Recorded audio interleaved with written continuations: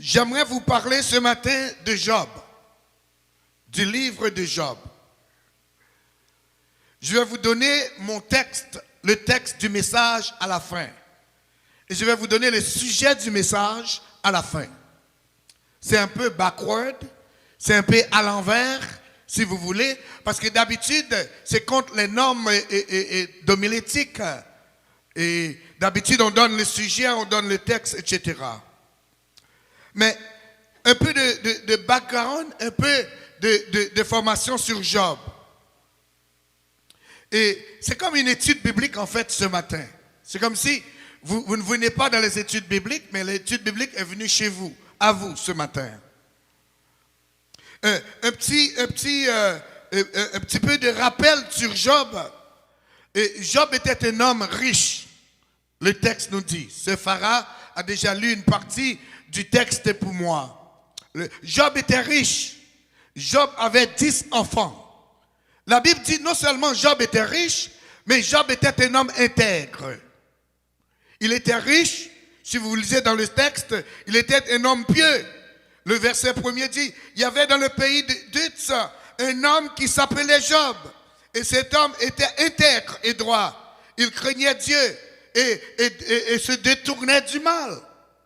Il était riche, il avait de l'argent, il habitait dans une grosse maison, il avait 10 enfants. Et Job était tellement un homme pieux, chaque fois que ses enfants sortaient et allaient boire, manger, etc., Job offrait des sacrifices.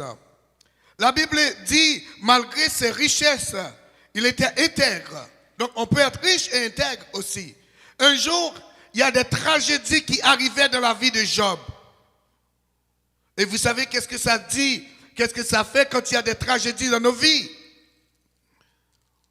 Nous sommes au chapitre 1er, le verset 13.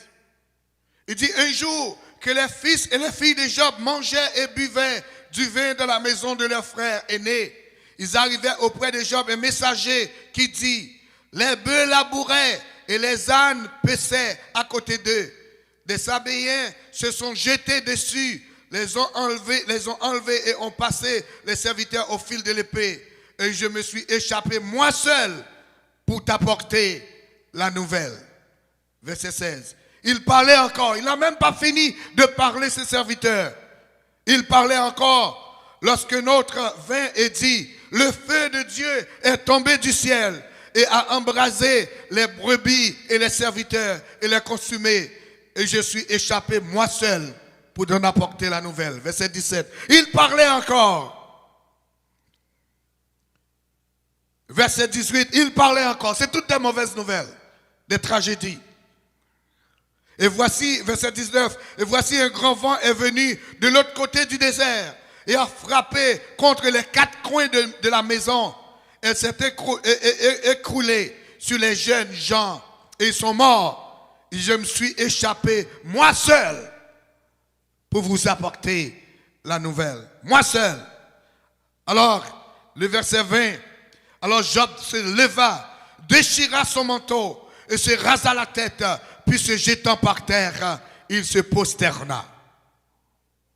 Toutes ces tragédies sont arrivées dans la vie de Job. L'un après l'autre, minute après minute. Pendant qu'un autre parle, l'autre arrive. Le verset 21 nous dit, nous fait la leçon du siècle, si vous voulez. Le verset 21. Et Job dit, je suis sorti du sein de ma mère nu. Et nu, je retournerai dans le sein de la terre. L'Éternel a donné, et l'Éternel a ôté, que le nom de l'Éternel soit béni. Donc, il y a 2 choses à retenir ici dans ce verset. Premièrement, nous sommes tous venus ici sur la terre avec rien. Et on partira avec rien. Ne vous cassez pas trop la tête pour les choses matérielles.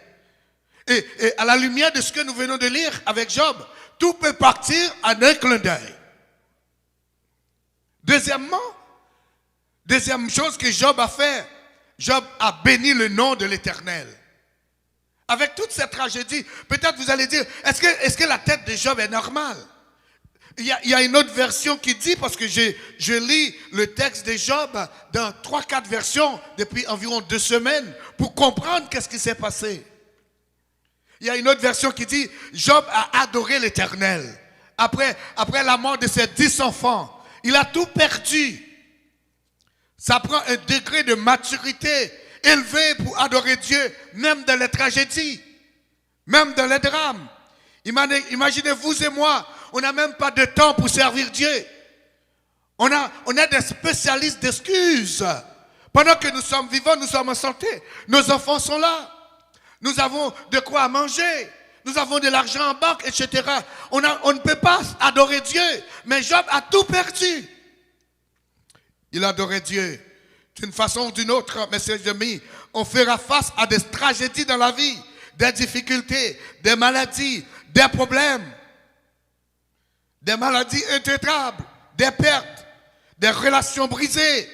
La question qu'on se pose, serions-nous capables de servir, d'adorer Dieu? Permettez-moi de vous dire aussi, on n'a pas besoin d'éviter les drames, les tragédies dans nos vies. Ça arrive tout seul. On n'a pas besoin de lancer une invitation aux problèmes, aux maladies. Ça va venir tout seul. Job 2, le verset 7 nous dit, la femme de Job commence à parler. Commence à dire des choses qu'il ne fallait pas dire. Et Job 2, verset 12 à 13 dit, ses amis arrivent pour le consoler.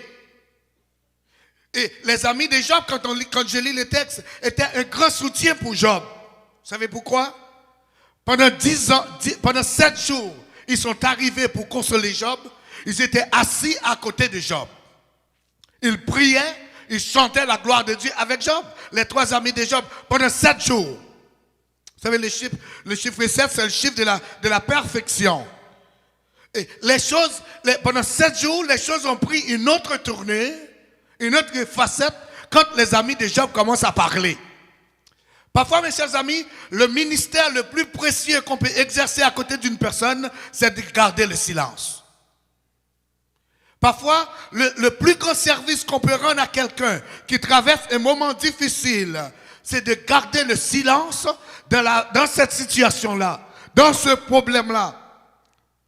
Parfois, c'est mieux de garder le silence. Et vous savez pourquoi? Parce que ce que la personne est en train de vivre, on ne connaît pas la cause de cette situation-là. Vous ne connaissez pas pourquoi la personne n'est pas venue, pourquoi la personne est malade. Les amis de Job ne savaient pas qu'il y a eu des réunions sur le dos de Job. Il y avait des va-et-vient entre Satan et Dieu sur Job. Immédiatement, il commence à parler, à dire Job, mais Job, tu as péché. Tes enfants ont péché. On dit que la parole est d'argent, mais le silence est d'or. Parfois, c'est mieux de garder le silence. Quand vous voyez quelqu'un est en train de vivre une situation, de passer à travers un moment compliqué dans sa vie, peut-être une séparation, ou bien un éloignement, ou bien une instabilité dans la vie d'une personne, d'un jeune ou quelqu'un d'autre. Si vous avez à faire quelque chose ou à dire quelque chose, c'est de prier pour cette personne-là. Ne parlez pas. Zip it, don't talk. Ne parlez pas. On vend des tapes à gogo, à Dollarama, ou des glous. Parfois, c'est mieux de ne pas parler, de garder la bouche fermée. Les amis de Job, tout était beau. Immédiatement qu'il commence à parler, ça a changé les choses.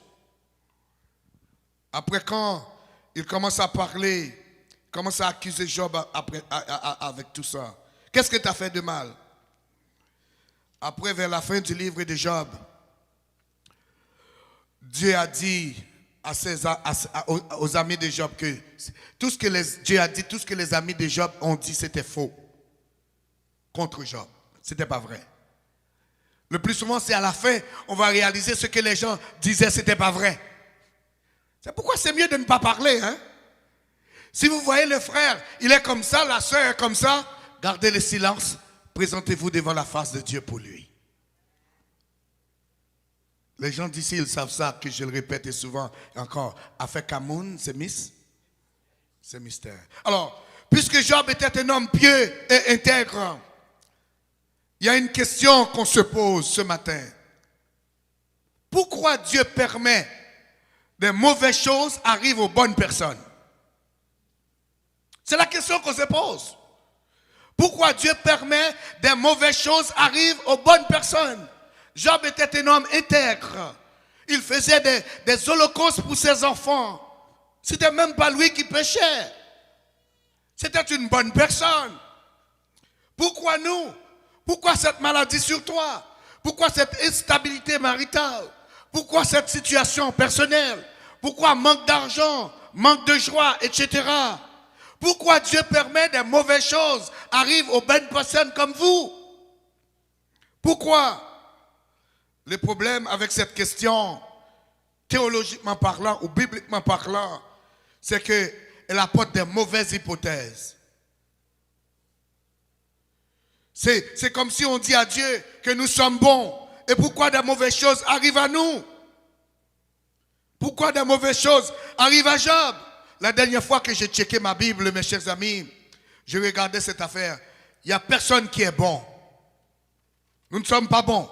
La Bible dit qu'il n'y a aucun juste sur la terre, pas même un seul. Et Paul va plus loin dans Romains pour dire, dans Romains 3, 23, car tous ont péché et sont privés de la gloire de Dieu. C'est le problème. C'est avec ce questionnement-là. Pourquoi la mauvaise chose arrive aux bonnes personnes? Une autre hypothèse fausse qui est avec cette question est que les bonnes choses doivent arriver seulement aux bonnes personnes. Ou les mauvaises choses doivent arriver aux mauvaises personnes. Le Dieu que nous servons est un Dieu juste.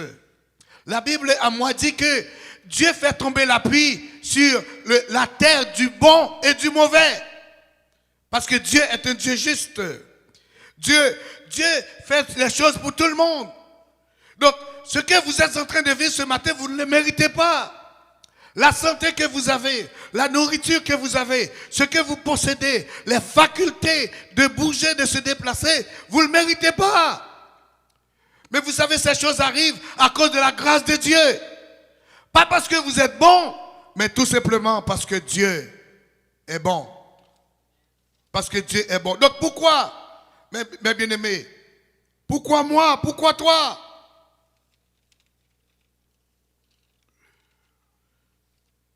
Pourquoi Job? Job chapitre 1er, le verset 6 au chapitre 2, nous voyons un deuxième assaut de Satan. Job a déjà tout perdu. Il y a des choses mais Satan intervient. Vous savez, il y a des choses. S'il y a une chose, j'aimerais que vous reteniez, c'est ça ce matin. Vous savez, il y a des réunions qui se font que Satan est en train de faire sur vous chaque jour. Vous savez ça? Vous savez, dans le monde des démons, les principautés, il y a des réunions, il y a des discussions qui se font sur ta tête. Job n'a pas demandé ce qui s'est arrivé à lui. Dans un premier temps, il a tout perdu. Au chapitre 2, Satan est retourné vers Dieu qui dit, donne-moi la permission de l'attaquer. Et il y a d'ulcères, il y a toutes sortes de maladies qui tombent sur Job. Il y a des choses qui se passent dans le monde spirituel contre toi, contre ta famille, contre tes enfants, contre tes parents, contre ton mariage. Il y a des luttes contre l'ennemi. Il y a des luttes qui se passent tout le temps. Et Dieu est capable de nous supporter, de nous tolérer, de nous aider. C'est pourquoi l'auteur du psaume 121 dit, il ne permettra point que ton pied chancelle. Celui qui te garde ne sommeillera point. Rien ne nous arrivera sans la volonté de Dieu. Le psaume 91, le verset 7 dit mieux encore. Que 1000 tombent à ton côté et 10 000 tombent à ta droite, tu ne seras pas atteint. De tes yeux seulement, tu regarderas et tu verras la rétribution des méchants. Ce qui s'est passé à Job est le résultat de l'ennemi, pas Dieu. Mais la Bible dit que Job a adoré Dieu. Donc, la question reste sans réponse encore. Pourquoi les mauvaises choses arrivent aux bonnes personnes? J'ai 4 éléments de réponse. Premièrement, je dois vous dire que Dieu n'est pas l'auteur ni le créateur des tragédies dans votre vie. Tout ce qui est bon vient de Dieu. Jacques 1er, le verset 17 dit, toute grâce excellente et tout cadeau, tout don parfait descend du Très-Haut de Dieu, du Père des Lumières, chez lequel il n'y a ni changement, ni ombre de variation. La première réponse à cette question, Dieu n'est pas l'auteur des tragédies dans nos vies. Il n'est pas l'auteur. Il est un bon Dieu. Et si ces mauvaises choses, les drames, les maladies arrivent dans ta vie, c'est parce que ça demande la permission de Dieu pour que ces choses arrivent. C'est la première chose. La deuxième chose à retenir, si Dieu permet ces choses arrivent dans vos vies, dans nos vies, c'est parce que Dieu a déjà réalisé, il a vu que nous sommes capables de les supporter. Par contre, vous comprenez. Il y a des choses qui arrivent dans votre vie, sans la volonté de Dieu, ces choses-là ne peuvent pas arriver. Parce qu'il n'est pas l'auteur des mauvaises choses. Mais, pour que ces choses arrivent, ça prend la permission de Dieu. Sans la permission de Dieu, il n'y a rien de méchant qui peut arriver dans votre vie. Et troisièmement, si ces choses arrivent, Dieu a déjà évalué votre capacité de les supporter. Amen. Bon Dieu qui t'a ou qui a supporté dossier. Bon Dieu qui t'a ou qui a capacité pour tolérer. Bon Dieu qui t'a ou qui a habilité pour tolérer. Donc si vous avez un privé dans la vie matin, c'est pour pas bon Dieu gloire parce que bon Dieu qui t'a évalué capacité. Sans la volonté de Dieu, ça passera pas. Dieu te donnera le courage. Dieu te voit déjà que tu es capable de le gérer. Dieu voit que tu es capable de le supporter. Donc, premier élément de réponse, Dieu n'est pas l'auteur de ce qui arrive dans ta vie. Deuxièmement, Dieu permet les tragédies dans nos vies pour sa gloire. Pour que sa gloire puisse se manifester. Il y a des choses que Dieu permet dans notre vie, c'est pour sa gloire et sa gloire seulement. Dieu veut que sa gloire se manifeste à travers les drames de nos vies. Romains 8, verset 30 dit que ceux qu'il a prédestinés, il les a aussi appelés. Et ceux qu'il a appelés, il les a aussi justifiés. Et ceux qu'il a justifiés, il les a aussi glorifiés. Romains 8, 30. Donc, tout ce que Dieu veut faire dans votre vie, avec les drames, les problèmes, les maladies, c'est de vous glorifier. C'est de vous glorifier. C'est ce que Dieu veut faire. Dieu veut nous glorifier avec son Fils Jésus-Christ. Mais avant que nous soyons glorifiés, ça prend les drames. Vous savez pourquoi? Il y a certaines personnes ici, si ce n'est pas les drames, si ce n'est pas les tragédies, les maladies, on n'aura pas de temps pour servir Dieu. On n'aura pas de temps pour adorer Dieu. Bon Dieu permet qu'il vienne dans la vie, c'est pour attirer l'attention vers lui-même. C'est pour qu'il vienne servir plus. C'est pour qu'il aime le plus. Quel problème on vivre? Bon Dieu qui t'est arrivé, c'est pour qu'il ait plus de considération spirituelle. Dieu veut nous glorifier avec Jésus. Mais le processus commence avec ce que nous vivons, les maladies, les tragédies, les problèmes. Pourquoi nous sommes une famille tranquille? Certaines situations arrivent dans nos vies, poussent nous à chercher Dieu plus.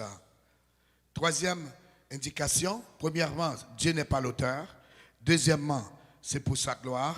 Troisièmement, Dieu utilise les tragédies, les drames, les problèmes de nos vies pour développer nos caractères, pour nous former, pour nous rapprocher de Christ.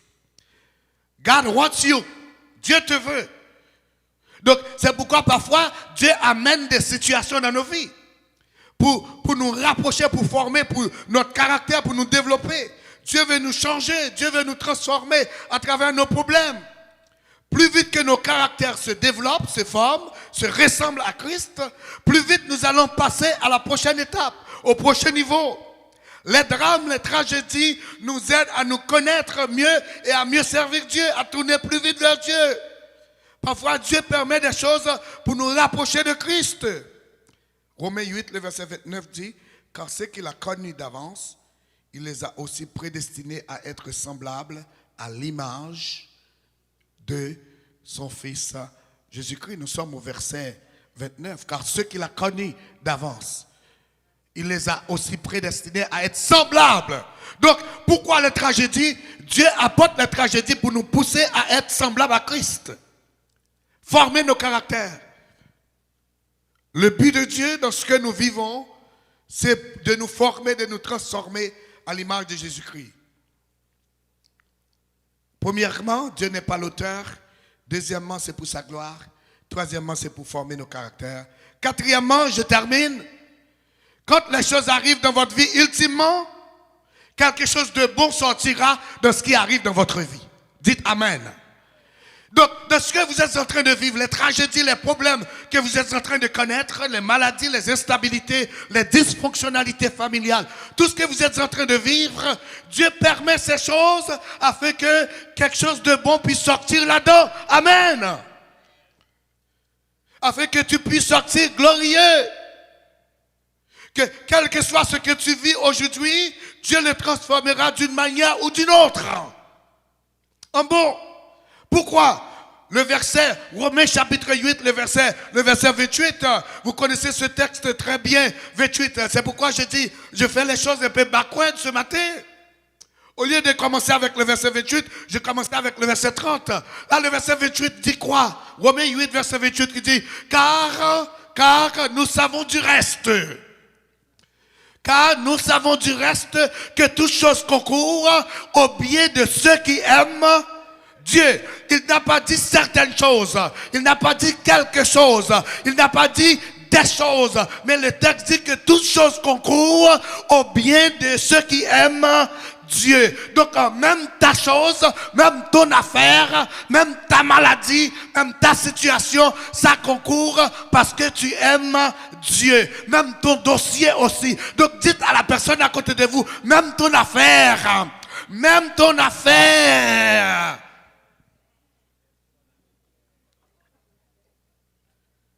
pas certaines choses, même ton affaire. Le texte dit ça concourt au bien de ceux qui aiment Dieu. Donc si Dieu le permet, quelque chose de bon sortira de cette situation. Dieu te sortira là-dedans. Donc 2025, c'est votre année, c'est l'année de votre victoire. Amen. C'est l'année de délivrance pour vous. Amen. Donc si 2024, tu es malade tout le temps, donc 2025, l'Éternel apporte sortir dans son yéa. Si 2024, tu es toujours à demander, 2025, l'Éternel apporte pour cabaye. Donc 2025, c'est votre année. C'est année pas liée. Dis-moi qui va côté la 2025, c'est année pas niée. Dis-moi qui va côté la 2025, c'est année pas niée. Dis-moi qui à gauche ou à 2025, c'est année pas.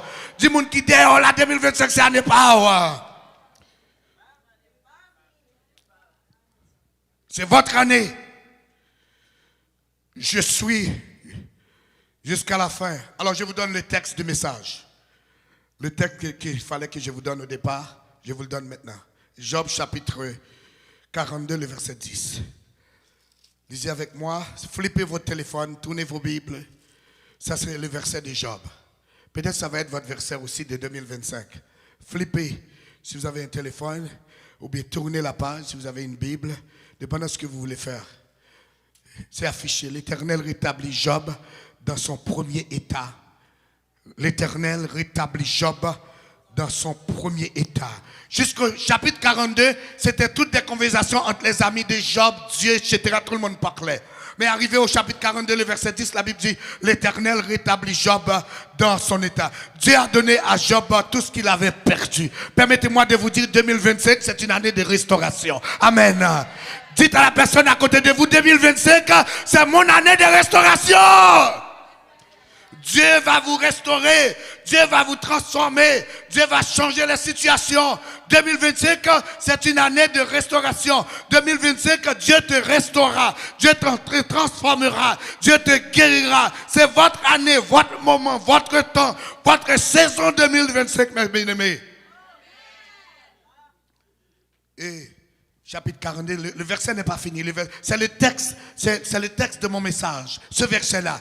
Donc, non seulement la Bible dit, Dieu rétablit Job, mais le parti B du texte dit, et l'Éternel lui accorda le double de ce qu'il avait possédé. D'où le sujet de mon message, Dieu te restaurera en double en 2025. Amen. En double santé, double argent, double promotion, double ceci, double cela. En anglais, on dit double for your trouble. We're going to learn it together. Double for your trouble. Répétez. Répétez plus fort encore. Double. Double for your trouble. Donc, Dieu restaurera Job en double. Double. Donc, le verset, le sujet, c'est qu'en 2025, Dieu te restaurera en double. Le texte, Job chapitre 42, le verset 10. Dieu te transformera en 2025. Et ceci en double. Tu auras le double. Dis à votre voisin, tu auras le double. Dis à la personne en arrière, tu auras le double. Double santé, double bénédiction. Vous savez que Beraka va être doublé en 2025. Est-ce que vous étiez au courant? Beraka va être doublé en 2025. C'est ce que Dieu m'a montré. Si vous avez de la misère à tolérer du monde, commence à tolérer plus de monde parce que Dieu va apporter plus de monde ici. Vous étiez au courant? Le double. Peut-être vous dites, vous savez qu'est-ce que Dieu a fait? On était d'environ 1000 pieds carrés sur Saint-Elzéa. Ici, ce n'est pas double, c'est triple. Hein? Vous savez, ici, c'est 3300 pieds carrés que nous occupons. En arrière, il y a encore 7000 pieds carrés à récupérer. Donc, Dieu en 2024, Dieu a doublé, n'a pas doublé, mais il a triplé. Donc, si c'est votre santé qui est le problème, Dieu peut vous donner une santé parfaite ce matin. Par contre, vous comprenez. Lors du texte là plus bas, dans Job chapitre 42, il dit que Job retrouvait toute saleté et non seulement balle double. Il dit que 10 petites, bon Dieu balle 10 petites. Il dit que 7 garçons et 3 filles. Bon Dieu balle 7 garçons et 3. Dieu enlèvera les pleurs de tes yeux. Permettez-moi de vous dire que la honte va déménager en 2025. Les pleurs vont déménager. Les maladies vont dédommager. Les problèmes vont se déplacer. C'est pas dans votre maison. C'est pas dans la maison. Ceci, ça va être en double. Double paix, double santé, double stabilité, double augmentation. 2025, c'est votre année de restauration. On peut te voler une promotion. On peut te voler une augmentation salariale, mais on ne peut pas te voler la faveur de Dieu. Vous savez, mes chers amis, c'est Dieu qui donne. Vous êtes d'accord avec moi?